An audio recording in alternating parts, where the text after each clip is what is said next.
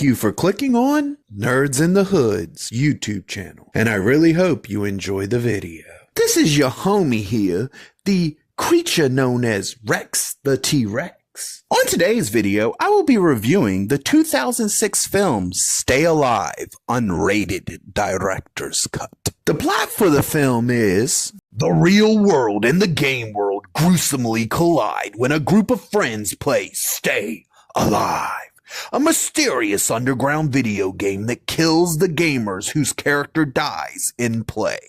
In a death-defying race against time, the survivors must solve the mystery of the game while desperately trying to stay alive. For the cast of the movie, we've got Frankie Muniz as Swink, Jan Foster as Hutch, Samara Armstrong as Abigail, and Jimmy Simpson as Phineas. If I mispronounced any of the names, my bad. This movie was directed by William Brent Bell. This movie was written by William Brent Bell and Matthew Peterman. This movie was filmed in Louisiana. The acting for this movie ranges from just good enough to basic good, with Frankie Muniz standing out in every scene he's in, but that probably also has to do with the fact that this boy was Malcolm in the Middle for the longest time ever. But yeah, he does really amazing in every scene that he's in and really does steal every scene that he's in beautifully. This movie's opening is actually a cool ass scene that does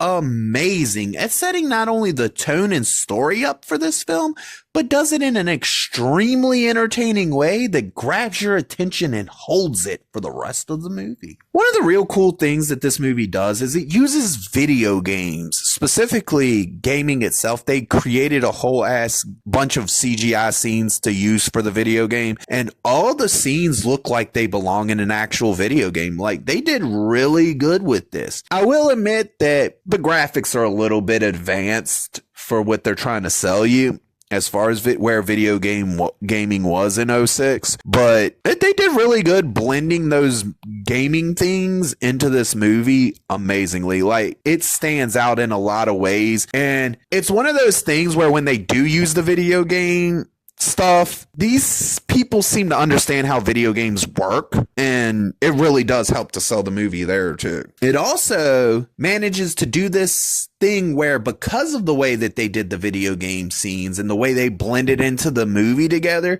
you get some really original, cool looking organic stuff that just makes the film that much more entertaining. Another thing that this movie does really great is setting up each of the different characters and having them all feel really unique and original. But the thing I like about it most is the fact that they present each of these characters as completely normal people. They don't try to make them into some stereotype. No, these are completely normal people who just happen to enjoy playing video games, and that's the thing they have in common as a group. And it really works out because it makes it feel more realistic and make these characters work amazingly because of how different they are and how they're able to come together over this one thing. Makes it really realistic. One thing this movie does do, but it doesn't do it too much, it does it just the right amount for me not to mark it as a bad thing, but I do want to put out there that this movie does use a few jump scare moments scattered throughout it, but it never gets to the point where it feels extremely cheap or overused. The soundtrack for this movie fits it perfectly and is actually really good and works really well in every scene that it's used in. The story for this movie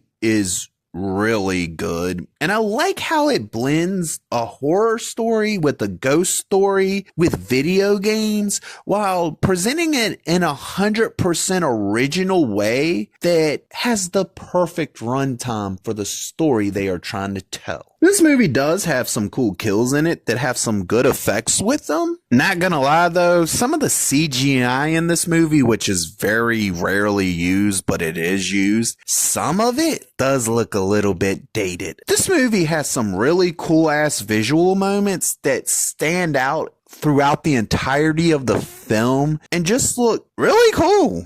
Like, I'm not gonna lie, the shit stands out. It looks cool. Some of the stuff revolves around how some of the characters get killed throughout the film. Some of the stuff doesn't revolve around that at all, but it just has some really cool ass visual moments in it. This movie is pure entertainment from beginning to end. You don't have to worry about anything outside of being just entertained. We get a third act that is not only completely original, but also does amazing at wrapping up its story. This is one of those movies that I saw the first trailer and I was like, I wouldn't mind seeing this. And then somehow I completely forgot that the fucking movie existed. Then I see it in where was I? It was in one of the retail stores back when they were still selling DVDs and Blu-rays in stores regularly and mostly. And I see it in the store one day. I was like, oh yeah, I remember that movie. I pick it up, I buy it, take it home. Turns out it was one of those movies that, well, it does have a couple flaws. I loved it. I loved it for what it was. I was highly entertained by it then. I'm still highly entertained by it now even. For me, this is one of those rare movies that probably has like a niche following because I don't really ever see anybody talking about this film in any way, shape, or form. And that encouraged me to do the review for this movie, to put a spotlight on it again, I guess, in hopes that more people will attempt to see it.